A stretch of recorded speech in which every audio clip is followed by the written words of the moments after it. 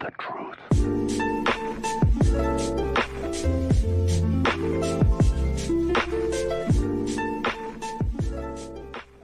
Bonjour à tous, bienvenue dans cette nouvelle vidéo. Moi c'est Manu si vous ne me connaissez pas. Dans cette vidéo je mets la dépanneuse en marche, enfin je la remets en marche pour la sortir de l'atelier.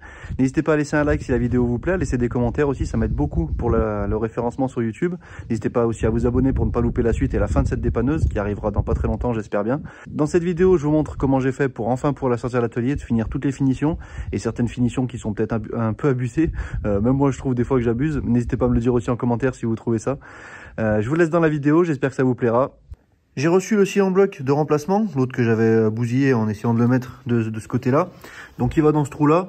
J'en ai déjà bien parlé dans la vidéo d'avant, je vais pas trop en reparler. J'ai envie que ça se passe bien, j'ai envie de le mettre vite et de vous montrer une fois qu'il est mis et ne plus en parler. Ce que je vais faire, c'est que je vais faire ça hors caméra. De toute façon, j'en ai déjà bien parlé dans la vidéo précédente. Et j'espère que ça va bien se passer cette fois-ci. Et ensuite, on monte les lames de suspension une fois que cette pièce est mise. Donc voilà, le cylindre bloc est mis, je suis pas entièrement satisfait. Bon, j'ai un petit peu abîmé là et là, c'est pas grave, j'en ferai une retouche de peinture en même temps que l'autre côté. De ce côté, ça va à peu près, je vais vous montrer de l'autre côté.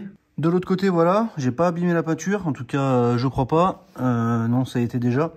Du coup, le seul truc où je suis un peu déçu, c'est que voilà, là, il est un petit peu marqué. Bon, il est pas mis à 100% comme il faudrait, en tout cas pas comme je voudrais. Mais bon, je pourrais pas faire mieux, je suis déjà content que les deux soient mis. L'autre, il est mis là-bas aussi. L'autre, il est un petit peu marqué de cette façon aussi à l'intérieur, peut-être un petit peu moins. Mais ça restera comme ça. De toute façon, ça sera toujours mieux que ceux qu'il y avait avant, qui étaient tout craqués. Et puis bah là, ils sont en place dans le trou, ils vont pas s'échapper, vu comme j'en ai chié pour les mettre. Donc maintenant, bah, c'est parti, je vais mettre les plaques ici qui tiennent les lames, installer les lames, et je pourrai peindre le dessous une fois qu'elles seront sur le châssis. En attendant, j'ai aussi une modif à faire que je vous montre tout de suite après. J'ai levé le châssis avec le pont sous des bras ici. Alors je l'ai fait parce qu'il n'y a pas trop de poids dessus, sinon c'est à éviter sur ces modèles. J'ai mis en place les lames des deux côtés, d'un côté et de l'autre là-bas. J'ai fait de la peinture sous les lames parce que j'avais pas vraiment fait. J'ai fait quelques retouches aussi. J'en ai profité en même temps des retouches de peinture pour peindre la boîte que je disais qui avait commencé à rouiller. Donc au moins ça c'est fait. Bon voilà, j'ai remis le train en place, alors il n'est pas encore fixé. Avant de le remettre en place, ce que j'ai fait, c'est que j'ai nettoyé les câbles de frein à main. Ici, il y avait au moins 1 cm de crasse par-dessus. Ça a été assez long, pourtant c'est que des câbles, mais j'ai nettoyé les câbles. Là, ils sont pas enfoncés là-bas, mais de toute façon, ils sont pas encore tendus. Dans tous les cas, ils sont juste posés. Le train arrière, c'est pareil, il est juste installé. En fait, en dessous de cette vis ici, il y a une tête de vis ronde qui rentre dans les trous du pont, qui permet de le centrer, on va dire. Les lames, c'est pareil, il n'y a rien de serré, parce que j'ai pas serré toutes les vis. J'ai juste les écrous, donc c'est tout en place. Ensuite, pour fixer le pont, il faudrait mettre cette plaque. Bon, comme vous voyez, elle n'est pas peinte. Cette plaque, elle vient ici. Elle vient comme ça. Et ensuite, il y a les U qui prennent sous le pont de chaque côté avec les 4 écrous. Pourquoi je ne l'ai pas encore peint? C'est parce que je vais la modifier. D'origine, en fait, il y a la butée qui se trouve ici, qui est enfoncée ici. Et qui vient taper ici lorsque ça vient en butée. Moi, dans mon cas, je vais supprimer cette butée et je vais mettre autre chose à la place. Certains s'en étaient doutés, m'avaient posé la question dans les commentaires. Je vais installer des suspensions pneumatiques. Alors ça va pas venir tout de suite comme ça, c'est pas du plug and play. Moi c'est des suspensions pneumatiques standards que j'ai acheté. Celle-ci pour la paire, donc c'est-à-dire pour les deux côtés, ça soutient, il me semble, 1300 kg. Bon, je viens juste de regarder, en fait, c'est annoncé en théorie jusqu'à 1450 kg pour la paire. Sachant que ça va pas remplacer mes suspensions, c'est une aide aux suspensions, aux lames de suspension. Ça permet notamment de redresser l'assiette lorsque je suis chargé. Et puis en plus d'avoir un meilleur contrôle aussi de la suspension, que ça évite de taper en butée et d'avoir un comportement un peu bizarre, un peu hasardeux sur la route. Donc moi je trouve que c'est un petit peu plus sécuritaire. Malheureusement ça fait rajouter un système de compresseur. Malheureusement, oui et non, parce que je vais m'en servir aussi pour autre chose, éventuellement pour gonfler les pneus aléatoirement. Bon, bref, pour le système pneumatique, je vous en parlerai sûrement dans une autre vidéo, parce que c'est pas maintenant que je vais m'en occuper. Mais j'ai besoin d'installer ces coussins au niveau des suspensions pour pouvoir fixer définitivement mon pont.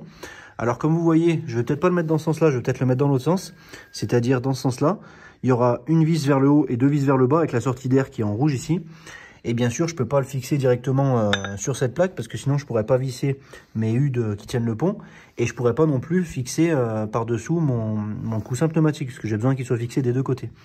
Donc ce que je vais faire, c'est que je vais faire une plaque qui se pose par-dessus comme ça avec des renforts au milieu comme un quadrillage. Et ça me permettra aussi de faire un espace pour faire passer les écrous et pour fixer mon coussin par en dessous. Donc je vais fabriquer cette plaque sans trop filmer parce que bon, c'est pas forcément hyper intéressant. Et ensuite, je vous montrerai l'assemblage final. Bon voilà pour les supports que j'ai fait. Alors j'ai utilisé des plaques que j'avais, donc c'est très épais. Ça sera un petit peu lourd mais c'est pas grave, j'ai fait avec ce que j'avais déjà en stock. Donc du coup j'ai fait des renforts en dessous pour pas que ça appuie trop. Au milieu j'ai fait qu'un seul trou pour me reprendre sur le trou du dessous du coussin. Ça me permettra d'avoir le coussin ici, donc vissé par dessous, avec les vis ici qui sont taraudées, enfin qui sont vissées à l'intérieur du support d'origine. Donc j'ai fait 2 taraudages dans le support d'origine, pour les deux côtés bien sûr. Comme ça me permet d'avoir, alors contrairement à ce que j'ai dit avant, ça me permet d'avoir la sortie d'air sur le dessus, parce que c'est une partie qui sera fixe par rapport au châssis, et ça me permettra de ne pas avoir de balancement de tuyaux d'air et de risque de frottement quelque part. Alors il faudra que je fasse encore le support du dessus, ça sera sûrement par la suite, peut-être pas dans cette vidéo, je sais pas, enfin bref, pour le moment je vais continuer un peu le remontage pour qu'elle puisse rouler, et que je puisse rentrer le plateau dans l'atelier pour la prochaine vidéo. Donc il manquera à faire l'adaptation pour le dessus. Là maintenant que j'ai fini les plaques du dessous, je vais peut-être quand même les brosser et passer un coup de peinture, ça sera au moins fait et ça évitera que ça rouille en attendant.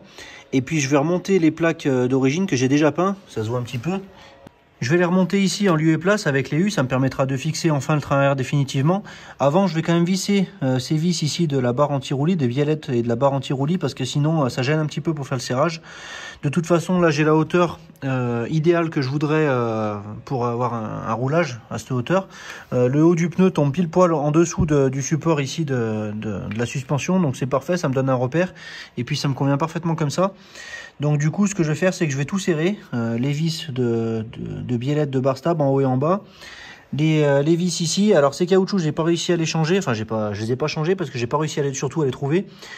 Si jamais vous avez la référence, aidez-moi si vous pouvez m'aider. C'est une référence qui n'est plus visible sur les vues éclatées de Volkswagen. C'est un petit peu pareil aussi pour les cylindres blocs de suspension. Alors les suspensions, elles sont très sales, je vais les nettoyer bien sûr, mais les cylindres blocs qui sont en haut, ils sont bien éclatés.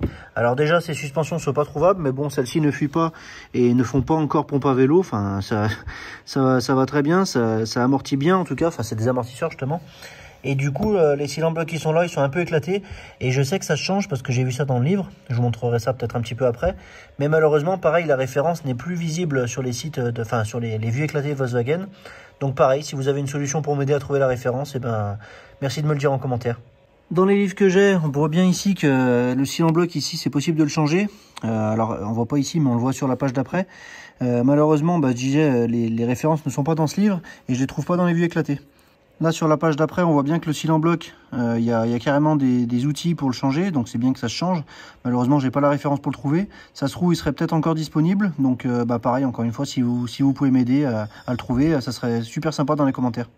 Je vais utiliser encore schéma pour avoir toutes les coupes de serrage, donc 80 N pour les écrous, enfin les boulons de bielle de barre stabilisatrice. Là, ça me dit aussi 45 N. Pareil, donc là c'est le cylindre bloc que j'arrive pas à trouver. Désolé, c'est un petit peu abîmé, je pense qu'il y a peut-être quelqu'un qui s'est pougné dans le livre avant de le refermer et du coup ça a tout collé. Du coup il faut aussi que je resserre les boulons de lame de suspension. Pareil, vu que je suis à la hauteur de roulage que je veux, je vais les serrer, donc 160 Nm. Je fais tout ça, je mets les étriers, les plaques, je remets tout en place et ensuite on passera au frein arrière par la suite. Je pourrai relever la dépanneuse sous le train arrière sans avoir peur qu'il s'enlève. Puis du coup on se retrouve pour faire les freins arrière. Bon voilà, le train arrière est définitivement fixé, j'ai tout serré au couple, toutes les vis ici pour tenir les étriers, les vis pour les lames ici à l'arrière et à l'avant. On peut voir aussi que j'ai mis un coup de peinture sur les écrous, de toute façon ça va pas être démonté souvent, ça évitera que ça rouille. J'ai aussi serré bien sûr la barre anti-roulis avec les biellettes. J'ai mis un coup de peinture sur les vis aussi à l'arrière des lames. Vu que c'est à côté du noir, ça craignait pas que je dépasse, on va dire, sur le bleu. Il manquera à faire les retouches du bleu, mais je le ferai peut-être demain ou un petit peu plus tard dans la vidéo. Et puis maintenant, ce que je vais faire, c'est que je vais soulever le train arrière pour sortir les roues et m'occuper des freins arrière. Il va falloir aussi que je remonte l'arbre de transmission et le silencieux, mais ça vous verrez dans la suite de la vidéo. J'ai mis le train arrière sur chandelle, j'ai démonté les 4 roues arrière. Bon, c'est en sale état, mais enfin en sale état esthétique, mais on va refaire tout ça, je vais repeindre tout ça propre. Donc les tambours, ils sont quand même assez gros. Bon, pour ceux qui connaissent pas, quand je mets ma main à côté, c'est quand même pas des petits tambours. Bon, en même temps, il faut quand même arrêter la charge. Pour retirer les tambours, normalement, il faut mettre des vis dans ces trous-là, les visser, et ça permet d'extraire le tambour. J'espère que ça va bien se passer. Je vais extraire le tambour des deux côtés, et puis ensuite, on se retrouve une fois que j'ai sorti à l'intérieur pour changer les cylindres de roue. Je vous en parlerai juste après. Et puis refaire un coup de propre à tout ça.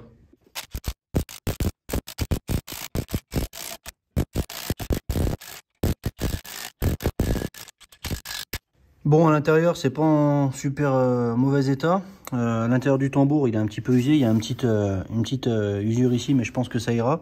Pour l'usure ici, c'est à peu près bon. Il y a encore une bonne épaisseur. C'est pas tout neuf, hein, mais bon, je pense que ça suffira encore pour le moment. Pour le cylindre de roue, on voit qu'il est très gras. J'ai pris l'initiative d'en commander des nouveaux avant de démonter parce que de toute façon, ça coûte pas grand chose. Je crois que c'est quelque chose comme 12 ou 13 euros l'un pour du Brembo. Donc je vais directement changer. Ça sera beaucoup plus simple que de m'embêter avec ça. Et là, pour le réglage de la précontrainte, on va dire, enfin ça s'appelle pas comme ça, mais j'ai perdu tous mes mots. Pour ce réglage là ici, il est un petit peu coincé, donc il faut que j'arrive à voir. Là on peut voir que la garniture elle est sortie, et en plus ça m'a abîmé un petit peu, ça m'a cassé la pièce du tambour, mais c'est pas grave vu que la pièce du cylindre de roue, pardon, j'y arrive pas. Et du coup c'est pas grave vu que je le change, mais du coup il faut que je remette tout ça en place comme il faut, et puis que je remette un coup de peinture propre sur le tambour, et puis ici pendant que j'y suis, et aussi à l'arrière de cette tôle là. Donc voilà, j'ai changé le cylindre de roue. Donc c'est des cylindres de roue spéciaux pour les empattements longs et les LT50. Alors moi c'est un 40 bien sûr, comme si vous suivez, vous avez déjà vu depuis longtemps. Du coup c'est un Brembo. Je crois que le prix c'est environ 12 euros, donc c'est vraiment pas cher. J'ai préféré le changer, pas besoin de se prendre la tête à changer les joints, à risquer de les abîmer ou que ça fuit encore après. Là c'est du neuf, donc ça c'est fait. J'ai laissé le bouchon d'air parce que je vais encore brosser toute cette plaque ici à l'extérieur. Je vais brosser aussi l'intérieur du moyeu ici et puis la face, et aussi le tambour qui est là-bas, pour pouvoir faire une couche de noir. Alors c'est un petit peu dommage, j'ai pas tout nettoyé pour vraiment, enfin j'ai pas tout démonté pour tout nettoyer. Les garnitures ici, je les ai mesurées, elles font 5 mm, donc quand c'est neuf ça fait 7 mm, et la limite d'usure c'est 2,5.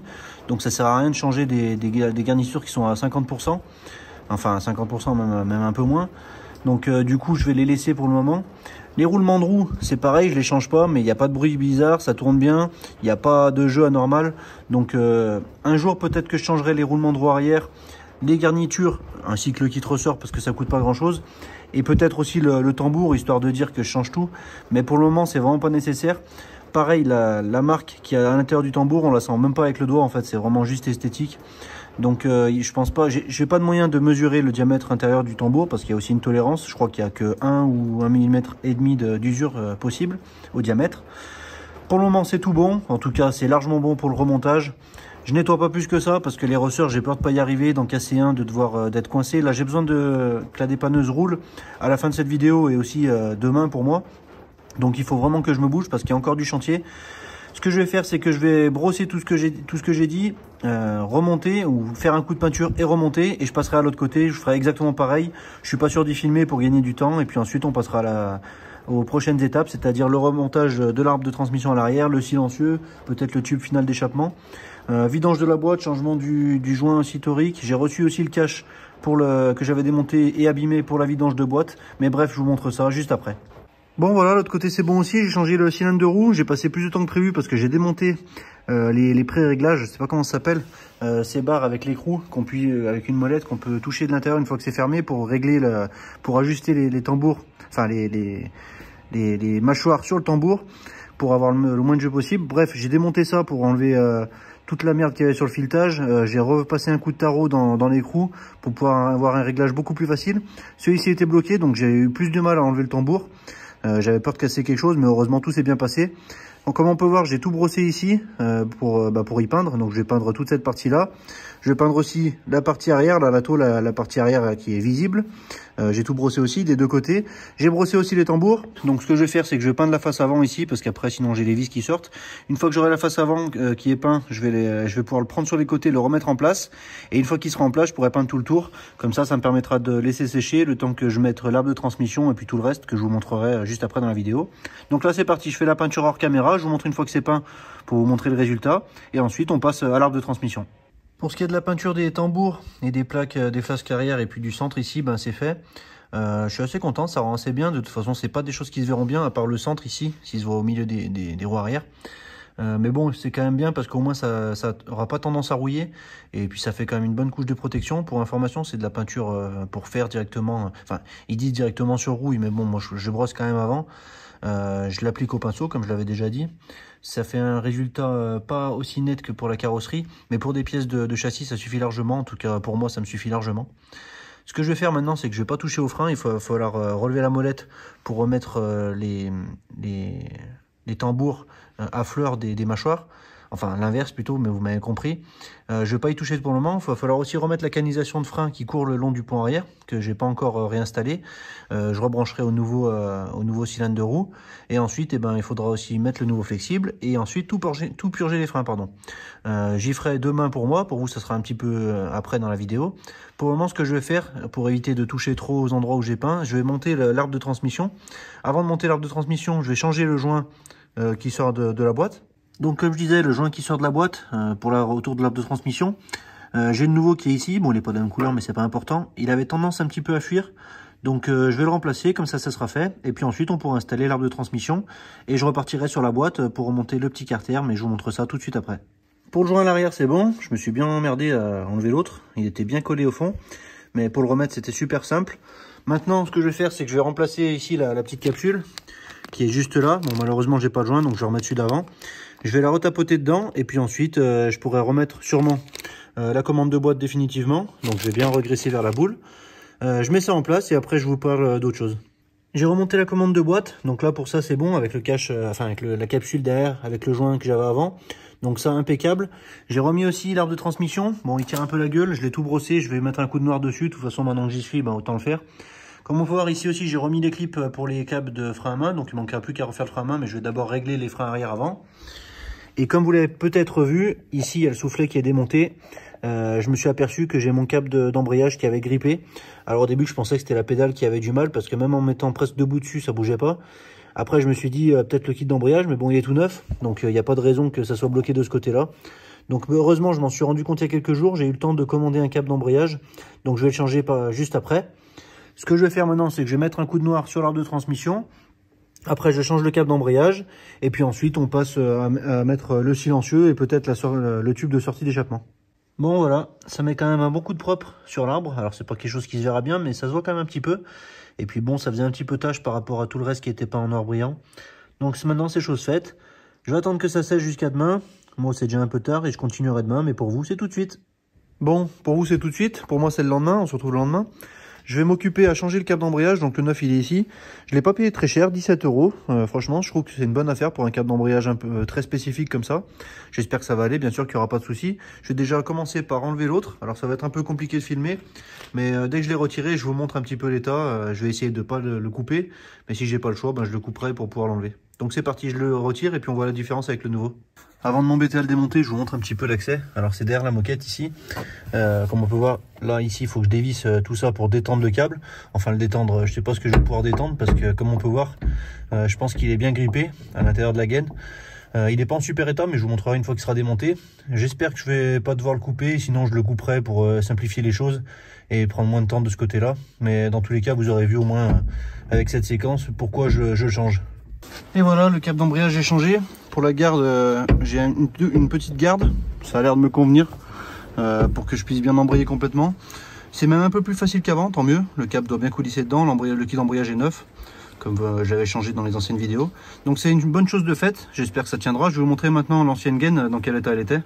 Pour pas trop me prendre la tête, j'ai dû couper des deux côtés. Donc du côté de la pédale ici, juste dans la calandre. Comme on peut voir, la gaine jusqu'à là, ça allait. Et puis en bas, là, elle commençait vraiment à être détériorée ici. Déjà, le plastique avait tout pété. Et de toute façon, ça a grippé dedans. Je pourrais même pas vous montrer parce que, comme je disais, j'ai coupé de l'autre côté aussi au niveau de l'embrayage. Et du coup, je peux pas vous montrer comment ça coulisse. De toute façon, le câble coulissait plus à l'intérieur. Donc, ce que je vais faire maintenant, c'est que je vais faire le remplissage de la boîte. Allez, je remplis la boîte d'huile jusqu'à ce que ça déborde. J'ai mis un petit bidon en dessous pour pas que ça coule. Ensuite, je resserre à 20 Nm le bouchon. Et puis après, on passe à la vidange du pont pendant qu'on y est dans l'huile. Pour la vidange du pont, il y a le bouchon qui est juste là. Ici, on ne le verra pas, mais je sais parce que je l'ai bien nettoyé. Et du coup, ça c'est bouchon de remplissage. Donc pareil, à ras-bord, lorsque le véhicule est de niveau. Et en dessous, il y a le bouchon de vidange.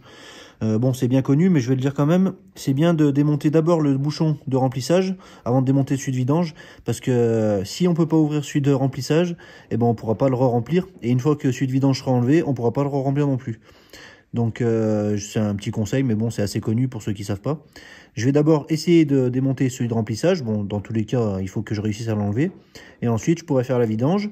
Ensuite, ce que je mets de l'huile 80W90 pour le pont. J'ai mis de la 75W90 pour la boîte de vitesse. J'invente rien, je suis les préconisations du constructeur. Donc voilà, je fais la vidange, je vous montre l'état de l'huile, à mon avis ça doit être bien dégueulasse, et puis ensuite on passe à autre chose. Bon, pour la vidange du pont, la bonne nouvelle c'est qu'il y avait de l'huile déjà. Bon, elle est bien dégueulasse, bien marron. Pour le bouchon de vidange, il y a un petit peu de limaille dessus. Bon, bah, je vais pas pouvoir y faire grand chose. Je vais enlever, c'est peut-être un petit peu aussi relativement normal, c'est quand même un véhicule qui a beaucoup de kilomètres. Je ne sais pas si le pont avait déjà été vidangé, peut-être au début pour l'entretien, mais à mon avis ça fait longtemps qu'il n'avait pas été fait. Ça sera une bonne chose de faite. Donc là je vais nettoyer ça, remettre le bouchon, déjà attendre que ça finisse de couler bien comme il faut pour bien vidanger tout.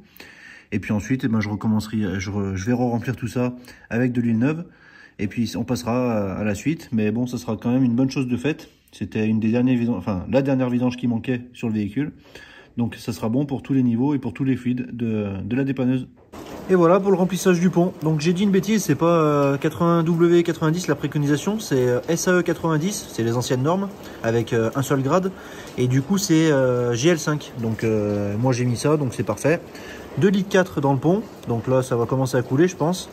Je viens de voir une goutte il me semble, donc c'est ce que j'ai mis à peu près, donc parfait. Et pour la boîte c'est GL4 SAE 80 je crois, donc voilà. Bon bref, je vous montre juste après, au pire pendant quelques secondes le livre, et puis après on passe à autre chose. Pour ceux que ça intéresse, voilà les préconisations de Volkswagen. Donc pour les transmissions pneus simples et pneus jumelés, 1,8 litre et 2,4 litres avec les grades. Et pour la boîte de vitesse. Bon, désolé, j'ai pas filmé. J'ai un ami qui est passé par hasard pour me voir, et puis j'en ai profité pour qu'il m'aide à installer la vitre arrière, pour l'installer du coup, parce qu'en fait c'est des joints qui sont pas collés, bien sûr, c'est des joints qui sont emboîtés pour ceux qui ne savent pas. Pour le mettre, il faut passer une corde ou un câble électrique, n'importe, à l'intérieur du joint qui se met sur la tôle. Et ensuite, eh ben, en posant la vitre et en la poussant un petit peu, et quelqu'un qui tire le câble à l'intérieur, eh ben, ça permet de passer la lèvre vers l'intérieur. Donc là, elle est posée. Il faudra que je la renettoie encore une fois, mais je suis bien content. Ça fait quand même très longtemps que la cabine n'a pas été totalement fermée et étanche. Enfin, étanche, j'espère qu'elle est étanche, mais normalement, il ne devrait pas y avoir de souci. Donc ça fait quand même une bonne avancée. Il faudra quand même que je redépose le pare-brise pour ceux qui ont suivi, parce que le joint qui est neuf, le joint de pare-brise, donc à l'avant, hein, le joint qui est neuf, eh ben, j'avais un petit peu trop tiré sur le câble et ça m'avait découpé le joint. Alors est-ce que c'est un joint de merde ou est-ce que je m'y suis mal pris? Bon, peut-être un peu des deux aussi. Donc ce que je vais faire, c'est qu'un petit peu plus tard, peut-être pas dans cette vidéo, mais je redéposerai le pare-brise pour rechanger le joint, pour avoir un joint qui est en bon état. Alors ça sera peut-être un vieux joint, parce que je sais pas si je vais racheter un joint neuf juste pour ça, surtout que ça coûte assez cher. Et là, à l'arrière, c'est un vieux joint et ça s'est très bien passé. Enfin bref, ça c'est une chose de faite. Maintenant, ce que je vais faire, c'est que je vais installer le silencieux d'échappement avec la fin de la ligne. Et ensuite, on passera au frein arrière. Donc ça, c'est le silencieux, je vais le remettre. Pour rappel, ça, c'est les cils en bloc que j'avais mis, qui sont neufs hein, à la base. Je crois que c'est des Febi ou quelque chose comme ça. Du coup, ils ont même pas 100 km. Ils en ont peut-être même pas 50, parce que de toute façon, je suis allé faire qu'un tout petit tour avec. Et ils doivent avoir à peu près 1 an et demi. Et voilà l'état. Donc c'est déjà tout mort. Donc un petit peu comme la Corrado G60, pour ceux qui suivaient. J'avais fini par mettre des cils en bloc métal cochot sur la G60, donc métal cochot c'est ce logo, et ils avaient tenu un petit peu mieux. Alors après j'espère que ça tiendra mieux. Je vais mettre ceux-là, il me les restait, de toute façon j'en avais acheté un lot de 6, et du coup j'en avais utilisé que 3 pour la Corrado, ça tombe bien, il m'en faut 3 pour la dépanneuse, 2 pour le silencieux et 1 pour le tube d'échappement qui finit la ligne d'échappement. Donc je vais mettre en place ces cils en bloc, en espérons que ça tienne. De toute façon, ce qui est sûr, c'est que la qualité d'aujourd'hui, c'est pas la même qu'avant, parce que en même pas 1 an et demi, le cil en bloc, il est déjà mort. C'est quand même pas normal. Et surtout que là, ça tient vraiment le silencieux. Si les deux cils en bloc cassent, ben, le silencieux, il se retrouve par terre. Enfin bon, bref. On espère que ça va pas arriver. Je mets en place le silencieux, et puis ensuite, je vous montre le résultat avec le tube d'échappement final. J'ai remonté le silencieux. Ici, j'ai mis de la pâte du mastic d'échappement. Alors, c'était pas forcément nécessaire, mais vu que c'est un montage définitif, je me suis dit, ça pourra juste être mieux. Ensuite, ici, j'ai monté le tube d'échappement qui restait. Alors, celui-ci, j'ai pas mis de mastic parce qu'il faudra peut-être le modifier. Je vais vous montrer tout de suite de l'autre côté. Pour les cils en bloc, c'est bon. Pour le moment, ils sont tout neufs. J'espère que ça va le rester longtemps comme ça. Pour le tube d'échappement, ici, je l'ai pas mis de mastic parce que je vais peut-être le redémonter. Pourquoi? Parce qu'en fait, la sortie ici, elle tombe dans la rambarde de sécurité du plateau sur le côté. Et donc, ça va me pourrir un peu la rambarde. Donc, pour une histoire de détail, on va dire, peut-être que je couperai ici dans le coude pour tourner, pour incliner la sortie vers le bas et pour pas que ça me pourrisse la rambarde. Enfin bon, ça je verrai une fois que le plateau sera terminé. Donc pour le moment, j'ai quand même remonté le silencieux, enfin le silencieux et la sortie comme ça, et ça fera bien pour le moment. Sur le pont arrière, j'ai remonté les conduits de frein avec le flexible. Le flexible, malheureusement, j'ai remis l'ancien. Alors c'est temporaire, bien sûr, je vais le changer. Mais celui que j'avais commandé depuis très longtemps, et ben en fait, c'était pas le bon. J'avais jamais fait attention depuis le départ. Et puis là, quand je viens pour le déballer, je me suis rendu compte que je m'étais trompé. Bon, c'est pas grave, hein, c'est qu'un flexible, ça coûte pas trop cher. C'est toujours embêtant parce que ça me fait perdre du temps et ça me fera repurger une deuxième fois. Mais là, j'ai besoin qu'elle sorte, qu'elle roule. Donc j'ai remonté comme ça, sachant qu'il est pas vraiment abîmé, il est même pas craqué. Mais je vais quand même le changer pour mettre du neuf. J'ai remonté les conduits dans les nouveaux cylindres de roue, bien sûr, j'ai tout refixé. Là, je vais mettre un coup de noir, un coup de peinture noire, comme le train arrière, avec la petite patte qu'il y a là ici. Je me suis rendu compte, en dévissant la vis ici, de fixation, qui tombe directement dans un trou débouchant dans le pont, qu'en fait, il y avait un petit peu de pression dans le pont, enfin, la pression d'huile. Normalement, il doit avoir une mise à l'air. La mise à l'air, elle se trouve ici. Et en fait, bon là, je l'ai débouché, hein, mais en fait, le trou était bouché.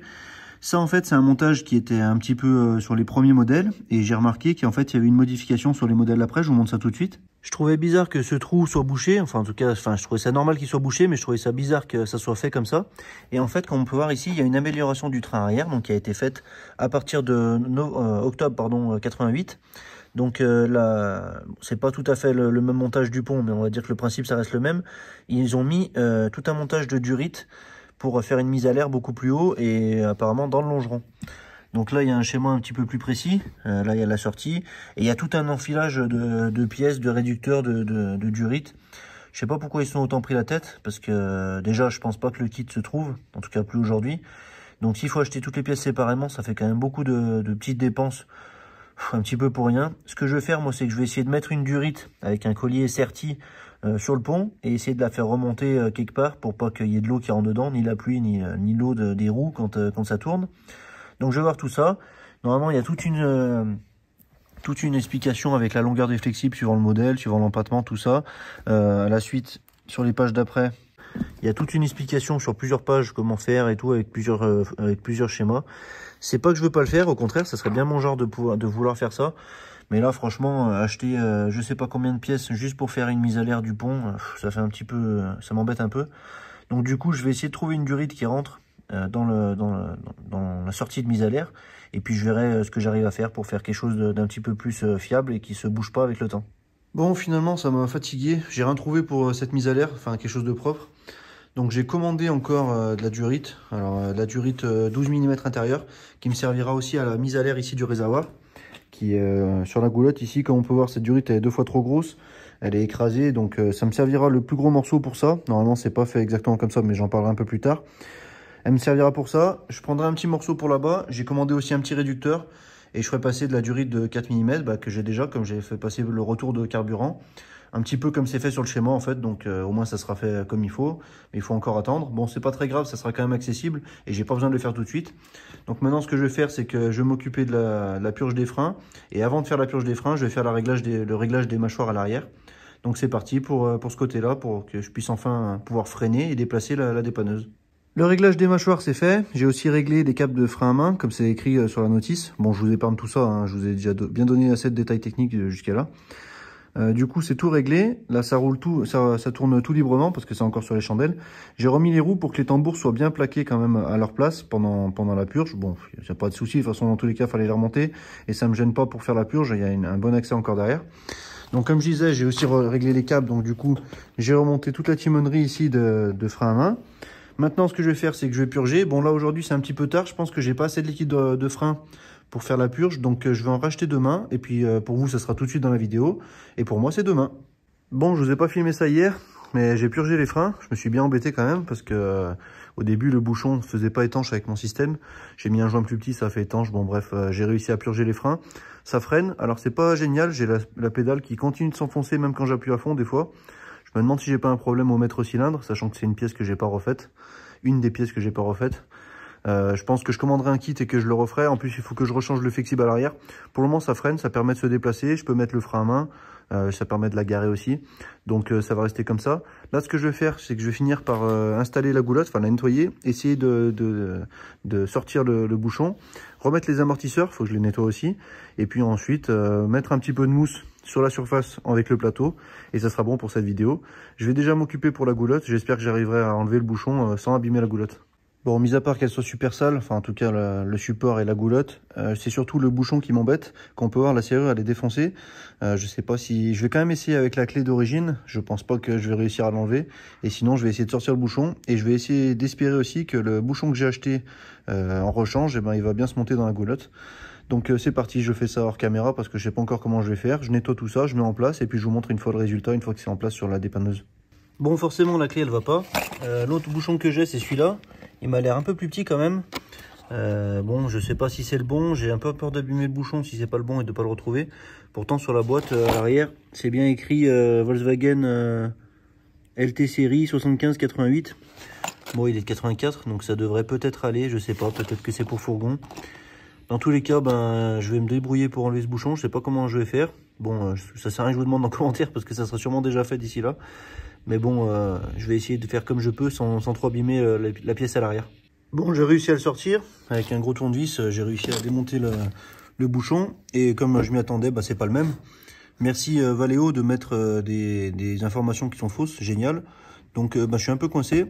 Je peux toujours remettre celui-là avec le tournevis. Je peux toujours le refermer, on va dire. J'en ai peut-être trouvé un autre sur Internet. Bon, ça a quand même encore un coup. Je vais laisser comme ça pour le moment. J'avais presque pensé à inverser les serrures. Mais d'ici que je trouve comment la démonter, remplacer l'autre, à tous les coups, c'est pas la même. Donc je pense que ça va rester comme ça pour le moment. Je vais tout nettoyer, remettre en place. Au moins ça permettra de pas rentrer de cochonneries à l'intérieur du réservoir. Et puis comme ça, je pourrais passer aux autres choses que je vous ai dit juste avant. Bon, j'ai à peu près nettoyé la goulotte. Il ne manquera plus qu'à faire un petit peu les finitions. Ici, j'ai une espèce de coude qui est entré là-dedans pour mettre la durite de mise à l'air qui va sur le réservoir. Comme on peut voir ici, ils ont encore fait du bon boulot, ceux qui bossaient dessus avant. Ils ont complètement écrasé le coude. Ça, bien sûr, c'est une pièce qui se trouve plus du tout. Alors, on pourrait mettre un coude peut-être de tuyau d'arrosage avec les vapeurs de carburant. Je sais pas si c'est bien top. Ce que je vais faire dans un premier temps, c'est que je vais essayer de chauffer et de le reformer en forme rond. Normalement, c'est censé quand même être rigide. Il n'y a pas de... Là, quand je serre, ça s'écrase pas. Donc, à mon avis, ils ont dû quand même bien forcer dessus ou bien chauffer. Je sais pas ce qu'ils ont fait pour le mettre dans cet état. Je vais essayer de le remettre en ordre. Je sais pas si je vais y arriver. Mais bon, ça coûte rien d'essayer. Bon, j'ai pas fait de miracle. Je l'ai même un peu cramé. Ce que je vais faire, c'est que la partie la plus moche, je vais la remettre là-dedans. Et puis, d'autre côté, ça fera un truc plus propre pour mettre la durite. Ça sera un petit peu mieux étanche. De toute façon, là, ça va vers le bas. Enfin bref, je vais essayer de faire comme ça, je fais comme je peux parce que quand on a des pièces qu'on ne retrouve pas, c'est un peu compliqué. Je vais remonter tout ça. Ici, j'avais des vis à bois qui dépassaient, qui m'ont un peu abîmé le caoutchouc, je sais pas où là. Enfin bref, c'est vraiment un montage. La personne qui bricolait dessus avant, il faisait vraiment n'importe quoi du début à la fin. J'ai dû tout refaire sur cette dépanneuse, il y a encore des choses même à refaire. Mais bon, petit à petit, ça commence à reprendre forme. Et bientôt, elle roulera et ça me fera bien plaisir de pouvoir l'utiliser. Bon, j'ai mis la goulotte en place. J'ai voulu refixer un petit peu tout ça après avoir nettoyé. En fait, je me rends compte que celui qui a fait ça, il a vraiment fait de la merde du début à la fin.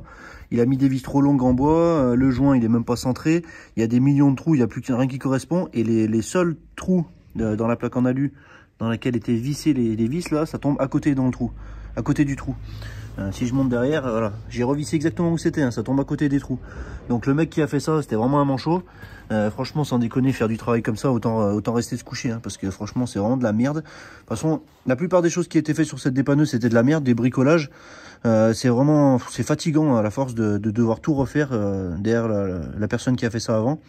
Malheureusement, je peux pas refixer ça comme il faut. En plus, il faudrait le redresser parce que c'est tout tordu. Bon, je vais y laisser comme ça. Je vais remettre le bouchon. Comme ça, il n'y a rien qui va rentrer dans le réservoir. Il manquera le tuyau ici que je devrais recevoir demain. Donc, je vous filmerai peut-être quand ça sera fait. Et puis, du coup, comme ça sera un petit peu plus propre. Là, je peux pas le faire tout de suite parce que ça se fixe sur le plateau. Je sais pas exactement la hauteur, l'angle et puis la position exacte du bouchon de réservoir. Donc ça sera en attente avant d'y faire. Et en plus, la couleur alu, comme ça fera peut-être un petit peu tâche avec le résultat final. Donc peut-être à démonter pour revoir, mais dans tous les cas, il faudra refaire quelque chose de propre de ce côté-là. Et en attendant, je vais essayer de trouver un autre bouchon, ou peut-être changer la serrure, mais peut-être plutôt trouver un autre bouchon. J'en ai déjà vu un qui était un petit peu cher, donc on va voir, je vais attendre un petit peu. Donc maintenant, je vais passer à la suite. Je vais nettoyer les amortisseurs, les mettre en place et faire aussi les retouches de peinture de bleu que j'ai oublié de faire. Au moins, ça permettra de sécher un petit peu avec le temps et ça sera propre. Pour les amortisseurs, voilà avant que je les nettoie. Et voilà, après, bon, ça sera pas parfait. J'ai quand même enlevé les résidus de peinture blanche qu'il y avait dessus et rouge, parce que ça n'avait pas été démonté quand le plateau a été peint. Malheureusement, ici en bas à l'avant, c'est un peu abîmé par les cailloux. Mais c'est des amortisseurs qui ne se trouvent plus du tout. Alors je vous donnerai la référence juste après, au cas où vous avez envie de chercher de votre côté, vous ne croyez pas. Du coup, les cils en bloc, c'est pareil, c'est bien galère. Et sachant qu'ils sont bien fatigués, malheureusement, c'est écrit plus disponible, il n'y a plus de référence, donc c'est un peu compliqué. Et ces amortisseurs, en particulier sur ce modèle, n'existent plus, même en refabrication. Donc je nettoie le deuxième, je le mets en place et je vous en parle un petit peu plus en vous montrant la référence juste après. Pour le deuxième amortisseur, c'est nettoyé. Donc pour la référence, elle est ici. Alors je sais pas si ça se verra bien. La référence, elle est ici. 291 513 031. 291, c'est bien important parce que les 281, on les trouve facilement, mais c'est ceux pour jusqu'au LT35. Moi, c'est un LT40 jusqu'à LT45 avec des charges plus lourdes. Donc voilà. Pour les cils en bloc, si jamais vous trouvez une correspondance, le diamètre intérieur, donc en gardant la bague intérieure, ça serait 26 mm et extérieur 40 mm. Sur une longueur de 38. Bon, j'ai dit ça, comme ça, s'il y a quelqu'un d'entre vous qui peut trouver des cils en bloc par rapport à la taille, ça serait bien que je puisse les changer. Et les amortisseurs, bon, je sais déjà que ça se trouve plus. Je vais le remettre en place, serrer tout au couple, et puis ensuite, on passe à la chose suivante. Et voilà, les amortisseurs arrière sont montés, ils sont serrés. Alors, c'est vrai que les cils en bloc sont un peu abîmés, ils ont pris des coups de cailloux. J'ai vu avec le signe Volkswagen dessus qui sont d'origine, donc ils ont au moins, ils sont depuis là depuis 84, donc ça fait presque 40 ans qu'ils sont là, et pourtant ça fonctionne super bien. C'est dommage, j'aurais dû filmer avant. Lorsque j'appuyais à l'arrière, elle rebondissait beaucoup lorsqu'il n'y avait pas les amortisseurs, et là elle rebondit plus du tout. Bon, ça sert à rien que je vous montre, hein, vous verrez pas grand chose, mais c'est quand même une preuve que des pièces de l'époque, c'est quand même pas la même qualité que les pièces d'aujourd'hui. Aujourd'hui, ça m'est arrivé de changer des amortisseurs, et au bout de 6 mois, ça fuyait déjà, c'était déjà à moitié mort.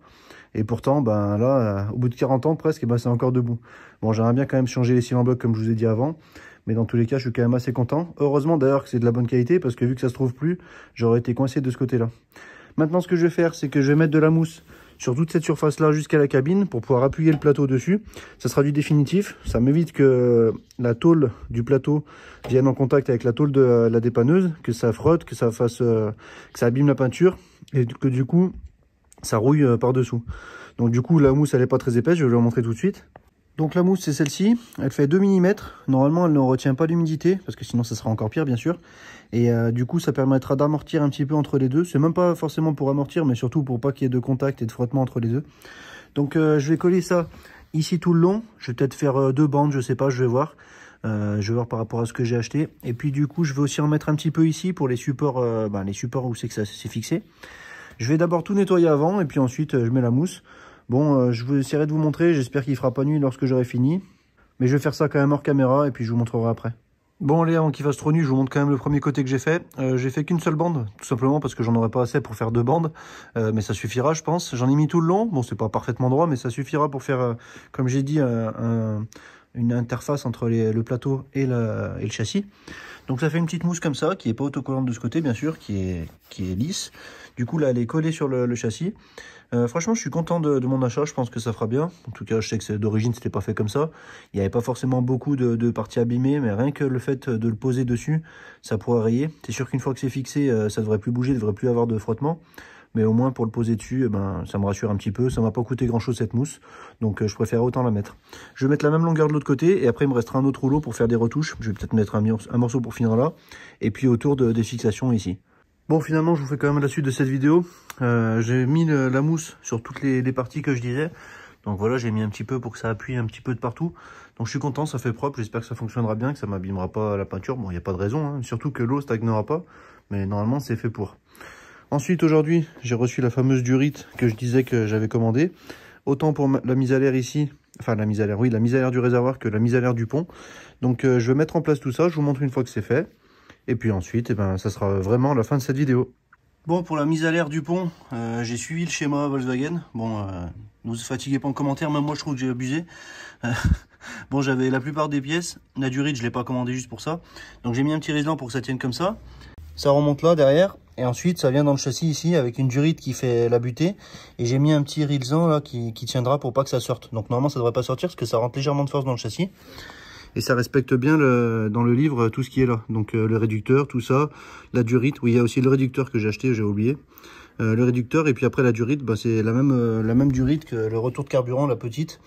Donc voilà, la mise à l'air elle sera propre de ce côté là, ça devrait plus être bouché. C'est bien fait, en tout cas je trouve que c'est bien fait. Maintenant je vais passer à la mise à l'air du réservoir. Bon, et puis finalement, pour la mise à l'air du réservoir, j'ai juste mis ce qui me restait de durite. Alors c'est trop long, mais en fait, je sais pas exactement comment ça va tomber. J'ai pas envie que ça soit de trop la couper pour qu'une fois qu'elle soit fixée sur le plateau, la goulotte, ça soit trop tendu. J'ai envie de peut-être garder un peu de mou pour pouvoir la fixer peut-être au niveau du châssis ici quand ça sera définitif. Donc j'ai juste mis un collier, on va dire définitif ici. De l'autre côté, je l'ai enfoncé, 100 mètres de collier. De toute façon, ça tient déjà pas mal. Et ça permettra déjà qu'il n'y ait pas de cochonnerie qui rentre à l'intérieur du réservoir. Là, ça pend un petit peu. Malheureusement, bah, forcément, ça tient pas. Ça devrait pas se déboîter parce que c'est quand même assez long la partie qu'il y a dans le réservoir. Donc pour le moment, ça restera comme ça et on verra un petit peu plus tard une fois que le plateau sera réinstallé définitivement pour pouvoir faire quelque chose de définitif et de plus propre que ça. J'espère que cette vidéo elle vous aura plu. Comme vous voyez derrière c'est encore un peu le bordel, il va falloir que je range. J'ai aussi mon Audi TT qui est tombé en panne, il faut que j'aille la chercher, donc c'est pour ça que cette vidéo est un petit peu précipitée. J'aurais voulu refaire les retouches de peinture avant, mais là il faut que j'aille chercher ma voiture. Donc du coup ça sera sûrement dans la prochaine vidéo que je vous montrerai tout ça. Je sais pas si je vais y filmer, c'est pas très important. J'espère que cette vidéo vous aura plu. N'oubliez pas de laisser un like si c'est le cas, laissez des commentaires, ça m'aide beaucoup pour le référencement sur YouTube. N'hésitez pas aussi à vous abonner si c'est pas déjà fait pour ne pas louper la suite. Et moi je vous dis à bientôt dans la prochaine vidéo. Salut!